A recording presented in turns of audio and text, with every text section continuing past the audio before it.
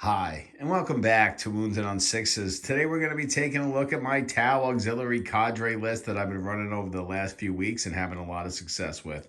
We're going to break down the loadouts, go over some of the strategy, and I'm going to show you how those Rampagers can run right through them.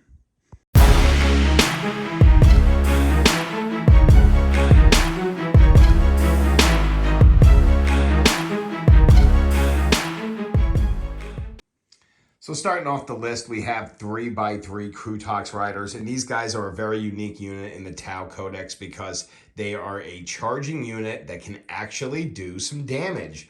So what I like to do with these guys is I like to take advantage of their Scout's move. So they have a 7-inch Scout, a 7-inch move, and we have a stratagem in the Auxiliary Cadre that allows us to pick a unit that advanced and allow it to charge that turn. So that is what we're trying to do with these guys, and we really want them to make combat and not be charged themselves. So it's a delicate balance of making sure you're using these guys effective but not leaving them out to get shot, because they only have a 5-up armor save, so any kind of shooting with AP will start to whittle them down. Now they are T6, 5 wounds each, so it's a pretty chunky body, and it can take, a fair amount of 1 damage weapons and still kind of stay intact. And when I mean intact, I mean we want to keep 3 units in each as much as possible so that when they charge, they get 3 chances to do their impact mortal wounds.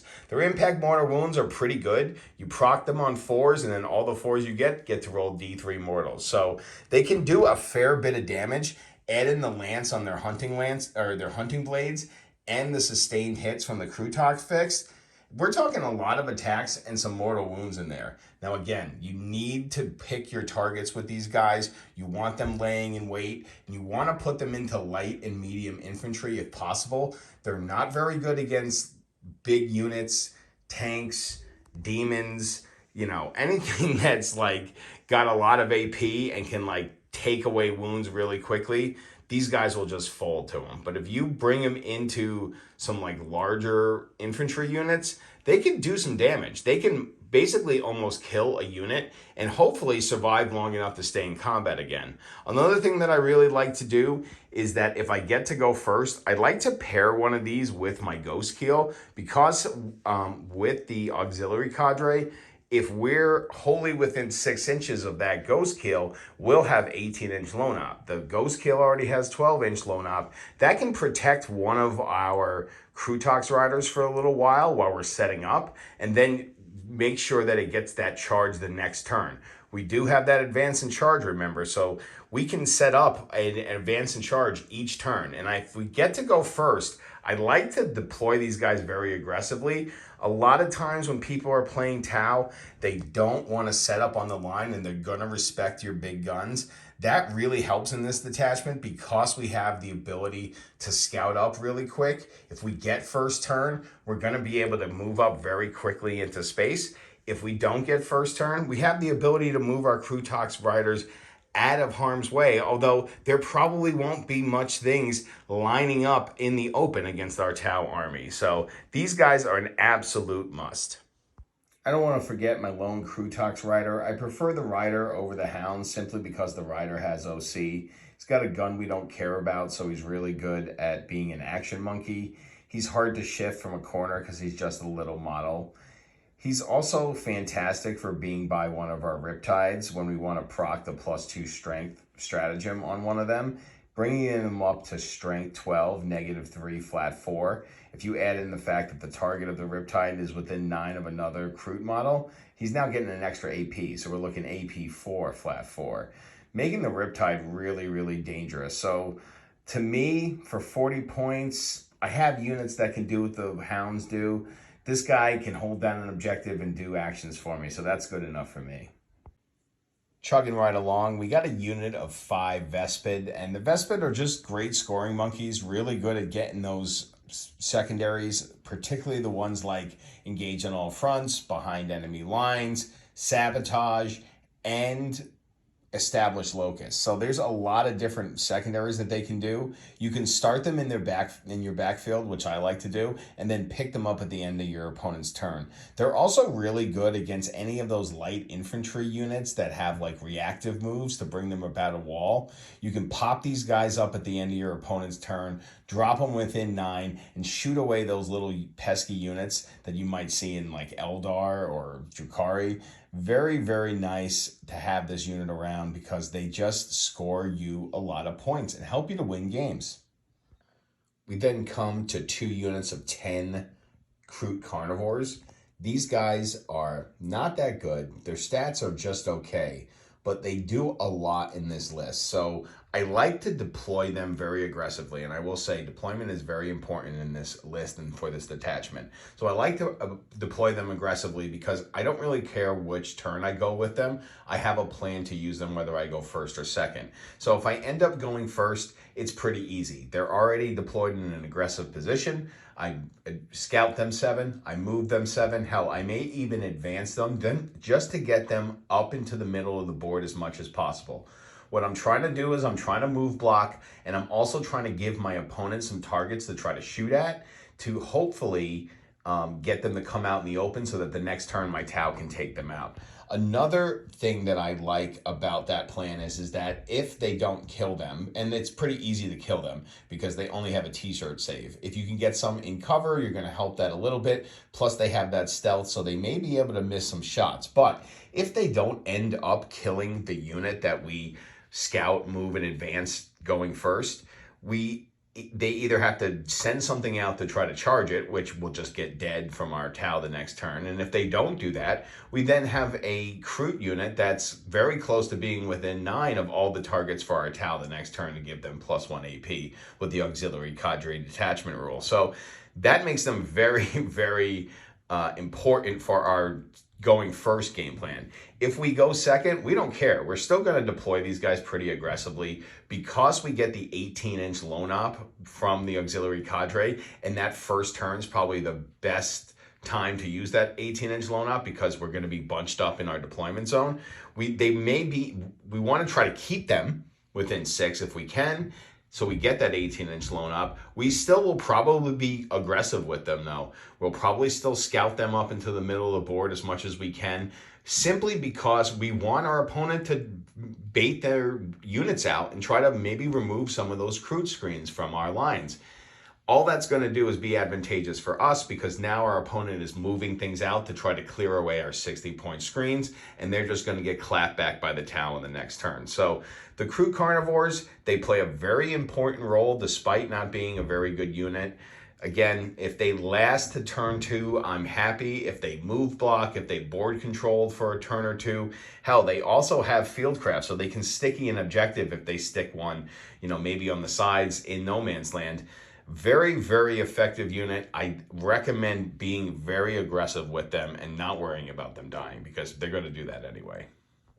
Moving into our dedicated guiding units, we have a unit of Pathfinders here. Now, I'm not the biggest fan of Pathfinders. I think ever since their rule change, they're just not as effective. Yes, they make shooting better for them, but they don't get that 2 guides for the price of 1, which I really, really am disappointed with. What I do like about them is that they have a marker light, so they're going to ignore cover for their guides. And they also have the recon drone, so if I need to, I can infiltrate them. Now, we don't normally want to infiltrate them unless we're facing a jail. And that's because a lot of our strategy relies on us getting those scouts out. If we get jailed in our deployment zone, we're not going to be able to scout within 9 inches of any of those infiltrates. So we want to be aware of that. So if we're playing something that's going to try to jail us in our deployment zone, something like AdMech, we're going to want to put these guys out there aggressively at first just to kind of screen out that part of the board. So at least then we can scout into that area that we build for ourselves. We don't want to get jammed in our deployment zone and lose the ability to scout with our Kroot. So that's why they're in the list, besides what they do for our guiding units. We also have a unit of stealth suits. Yes, it's the 5-man. Yes, they're a little too expensive. Yes, they lost their battlesuit support system. We don't have any crisis suits in the list, so I feel like 1 is just plenty. They still get the great re-rolls of hit rolls of 1 and wound rolls of 1 when they guide, so they're still going to be doing that. They're also going to be ignoring cover, so they do have a very important role, but we don't need 5-man units. Probably the worst change that I've seen to the Tau Codex in 10th edition, besides, you know, them weakening the crisis suits the way they did. But yeah, I think 1 unit is just fine. They still definitely play a role in the army, but we have other ways to make up for the loss of having multiple units of them. We also have a cheeky little Ethereal here with us, good at sticking on a back objective and just kind of hanging out. Can be an impromptu guider when we need to, because he can now do for the greater good. And he also gives us the ability to get an extra CP a turn, which can be useful because there's a few stratagems in this detachment that we like to use. So the Ethereal, just kind of good to have, very good utility piece. Now that he can do the greater good, he's also there to kind of just be a backup guider. We are also going to bring Commander Shadowsun, and Commander Shadowsun is how we're helping to make up for the lack of stealth suits in the list. She's going to allow units within 6 to reroll hit rolls of 1. She's super hard to remove off the board because she has stealth, lone op, -1 to wound and shooting. And she also is very good at guiding because she already hits on 2s, so she really doesn't care about guiding. So she's probably like one of our, besides just the Pathfinders and the stealth suits, probably our 3rd guide in a round that we're going to try to get her into position to do a guide for us for our Tau units. So Shadowsun is very, very good, and I think she's gotten better since the changes to the stealth suits. Moving on to the heavy hitters, we have 3 broadsides coming in. They're all going to be individual units. They're not quite WYSIWYG. 2 are definitely going to have the rail rifles. 1 is going to have the missile sides. But they're going to have the twin smart missile systems and the weapon support suit system. What that's going to do is reveal another strategy that we have in the list, which is an indirect bubble of 30 inches. And these guys are going to start that with 4 shots each, 30-inch range, strength 5, no AP, 1 damage, twin linked. And because they're going to ignore hit roll modifiers, they're going to be hitting on 4s and most likely wounding on 3s and 4s against infantry with a reroll on that. So them, the Riptide, and the Skyray all have twin smart missile systems, and the Riptides and Broadsides will all be able to ignore hit roll modifiers. And the Skyray will get rerolls to hit if the unit it's targeting has fly on those smart missile systems. So this is just another strategy that we have in the list, which is kind of to put a clock on our opponent so that they can't just sit behind cover with their infantry. It's very, very effective against T3 units like Guard, Sisters, Eldar, Drukhari. It's also really effective against things like Orcs, not that they're really hiding behind walls from us, but if they do decide to hide turn 1, turn 2 till they use their WA, we can use that 30-inch range to kind of put them on a clock and say, hey, we're going to whittle away some of your units while you're trying to hide back. So it's just another layer of strategy that our opponent has to deal with when they're playing against this list. We're then taking a look at our single Ghostkeel unit here, and the Ghostkeel is just kind of like a wild card. He's really good at just sitting on our natural expansion and plinging shots at our opponents while they can't shoot back because of his lone op. His stealth, 2-up save, and his stealth drones make him really, really hard to take down. A lot of opponents will kind of just ignore the Ghostkeel. The ones that don't will put way too much effort into taking him down. Either way, we like it because we can do a lot with him. So we can kind of just sit him on our natural expansion, put the Krootox Rider by him, maybe even give him strength 10 on his cyclic ion rake with the overcharge, making him a good damage dealer. We can also have him be like an action monkey where he kind of runs up the board, does actions, gets in our opponent's face. You could possibly think about putting him in strategic reserve, although I rarely do. He's just a really all-around great unit, and he's very, very tough, and our opponents don't realize how much it takes to take him down. So I like the Ghostkeel as a wildcard unit in the list. Joining us as well, and previously mentioned, is the 3 Riptides here. So the Riptides are the bread and butter of the list just because they're where the majority of our points are going, and it's basically 42 wounds of Riptide action going. So 2-up save, 4-up invul, fall back and shoot, ignore hit roll modifiers. They basically do everything. We got 2 with the ion accelerators, 1 with the heavy burst cannon because I like to have a little anti-infantry firepower. That 12 shots, strength 6, -1, 2 damage can really do a number on those kinds of units. Where those ion accelerators, flat 4 damage, -3, can get it up to strength 12 with a Kroot nearby and a stratagem. I just love these guys. They're really good against things like Vitrix Guard or Death Shroud Terminators. Anything that's got 4 wounds, they can, each fail can just take one out really quick.